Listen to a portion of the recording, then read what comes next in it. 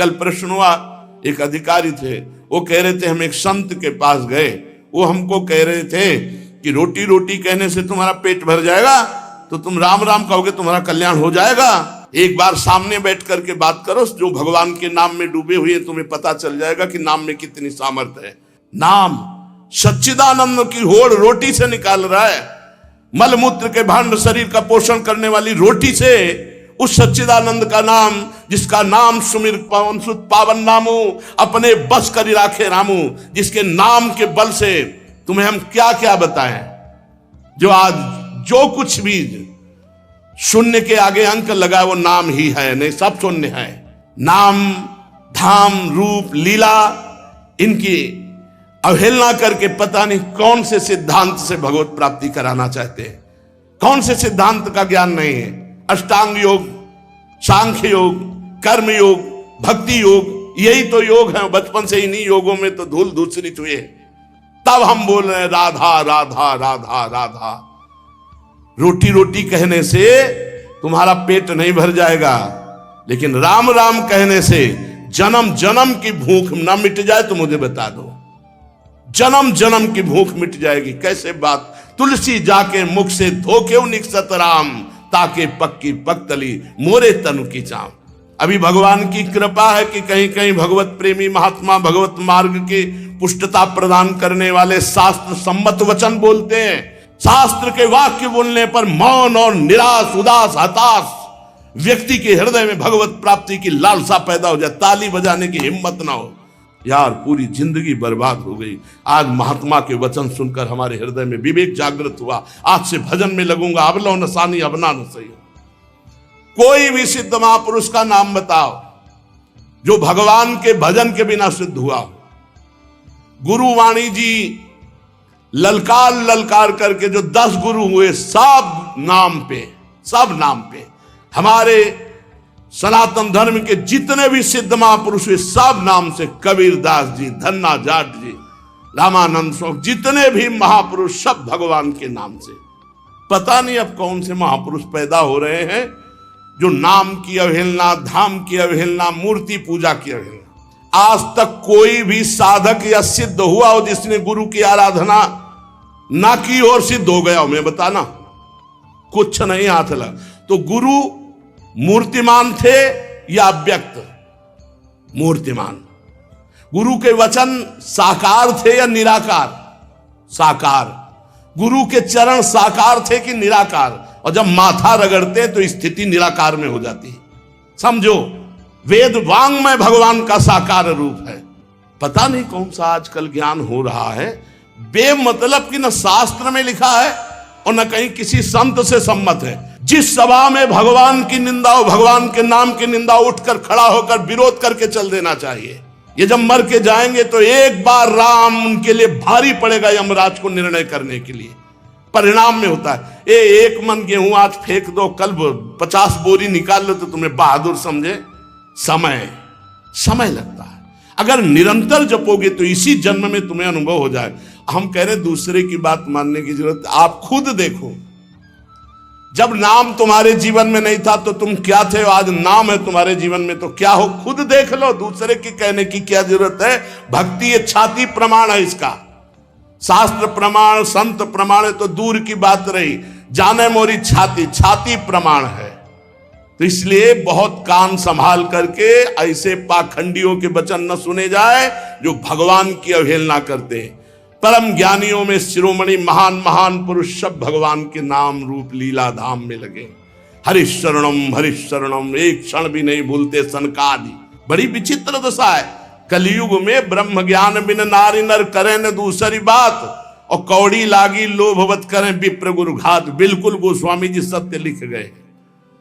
जिसकी जिह्वा पे नाम है, वृंदावन की भूमि से बैठ के कह रहा हूं, भगवान की भी ताकत नहीं कि उसका मंगल कर सके।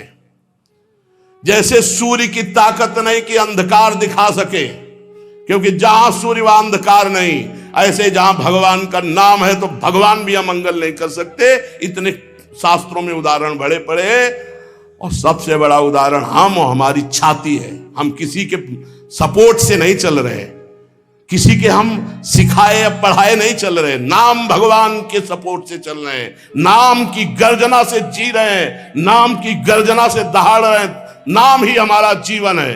सामने आके बात करे जिसको लगता हो नाम में कितनी ताकत है। नाम ही हमारा जीवन है, नाम ही हमारा सर्वस्व है। हमें कोई गति नहीं चाहिए, बस हमारे हृदय से नाम चलता रहे।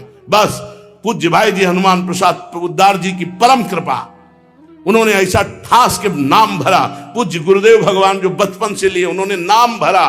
पूज्य हितजू महाराज क्वाहम तो छा परम धमा प्राण हो गर्भ कर्मा यत्तन्नाम स्फुरति महिमा रेश वृंदावनस्य।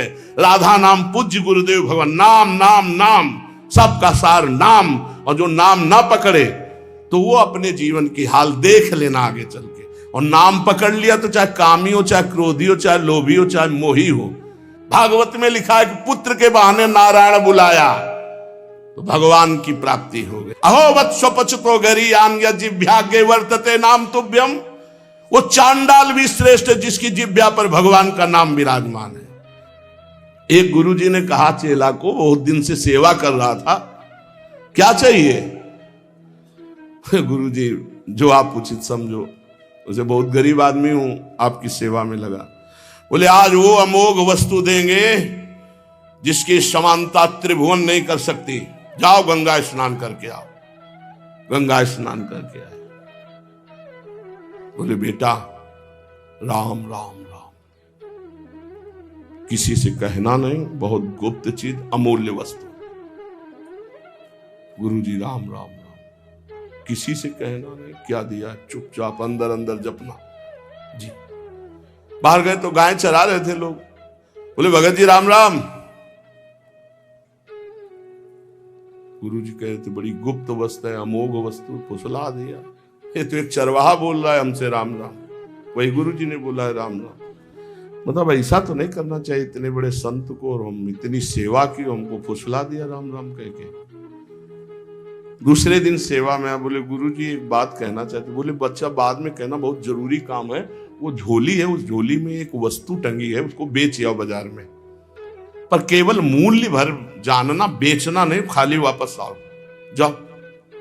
वो गुरुजी हमें बात कहने तो बोले तुम्हारी बात जो ही ये काम करके आओगे सो। ले गए तो एक भाटा आलू गाजर बेच रहा था, उससे कहा ये, देखा चमकता हुआ पत्थर। तो बोले 2 किलो बैंगन ले लो। बोले नहीं लाओ। पेन से लिखा कि सब्जी बेचने वाले ने 2 किलो बैंगन इसकी मूल्य लगाया। अब एक बनिया के पास गया, बोले ये लेंगे आप? उसने कहा चमकता हुआ कोई पत्थर है। कहा 1000 रुपया। बनिया ने 1000 रुपया वापस ला। स्वर्णकार के पास गया, उसने देखा कि है तो हीरा, पर ऐसे गंवार के पास असली हीरा कहां से हो सकता है। उसने कहा 1 लाख रुपए देंगे। 1 लाख रुपए स्वर्णकार ने। और जौहरी के पास गया, जौहरी ने देखा, उसने कहा कि 1 करोड़ रुपया। जौहरी सबसे बड़े जौहरी के पास गया, उसने कहा ईमानदारी के बाद बताएं, हमारे यहाँ जितने हीरे सोना चांदी के आभूषण सब ले जाओ तो भी इस हीरे की कीमत नहीं है, इस लोक का है नहीं, ये अमूल्य हीरा है। अमूल्य हीरा सबसे बड़े जौहरी। गुरुजी बेचे आए? आपने कहा तो वापस ले आना, कीमत पता लगाया है। क्या? तो बोले बैंगन बेचने वाला कह रहा था 2 किलो बैंगन ले लो। पूरा सबका बता। बोले बेटा अगर हम ना कहते तो तुम 2 किलो में ये अमूल्य हीरा बेच आते। ए बेटा, जैसे इस हीरे की कीमत कोई बड़ा जौहरी जानता है, ऐसे भगवान नाम की कीमत कोई नाम जापक महापुरुष जानता है। ये संसारी भोग वासनाओं में लिप्त ये थोड़ी नाम की महिमा को जानते हैं। नाम की अपार महिमा है। जितना जो नाम जप करेगा उसके अंदर वो प्रकाशित होगा। कलयुग केवल नाम आधारा, सुमिर सुमिर नर उतरे पारा। मान लो हमारी जो मानना है, नाम कृतयुगे ध्यायते विष्णुम तेतायाम यजते मखई द्वापरे परिचर्यायाम कलौ तद्धरि कीर्तनात्। हरेर नामयु हरेर नामयु हरेर नामयु केवलम कलौ नास्तेव नास्तेव नास्तेव गति अन्यथा केवल नाम केवल नाम।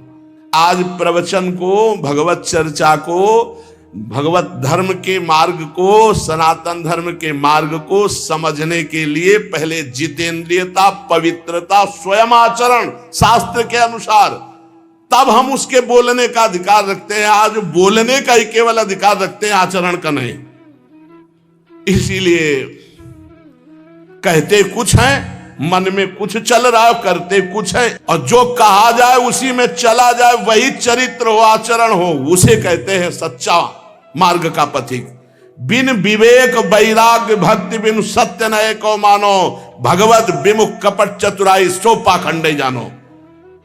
भगवान के नाम की, अरे कैसे पूरे जीवन की बात कह रहा हूं, एक घंटा 2 घंटा पढ़ लिख करके नहीं बोल रहा हूं, पूरे जीवन की बात कह रहा हूं। आप विचार करके देखो, यदि कोई धर्मात्मा पुरुष धर्म का उपदेश धर्म विरुद्ध देता है तो धर्मात्मा है ही नहीं, शास्त्र विरुद्ध देता है तो है ही नहीं। अरे प्रणव से लेकर भगवान के अनंत नाम हैं, और आज तक कोई महात्मा बिना भगवान के नाम के, या कोई गृहस्थ बिना भगवान के नाम के कोई पदवी प्राप्त किया हो तो हमें बता। धर्म विरुद्धता हमारी बुद्धि में वैसे ही है, और धर्म विरुद्ध सपोर्ट मिल जाए तो फिर क्या कहना, मनमानी आचरण करो। इसलिए बहुत सावधान रहिए, अपने कान को संभालिए, जबान को संभालिए, नेत्रों को संभालिए। इन 3 से ही साधना बनती है और बिगड़ती। नेत्र गलत देखेंगे, जबान गलत बोलेगी, कान गलत सुनेंगे तो आपका गलत चिंतन होगा, गलत क्रियाएं होंगी, और आप सत्य सुनोगे तो सत्य भगवान की प्राप्ति कराता है।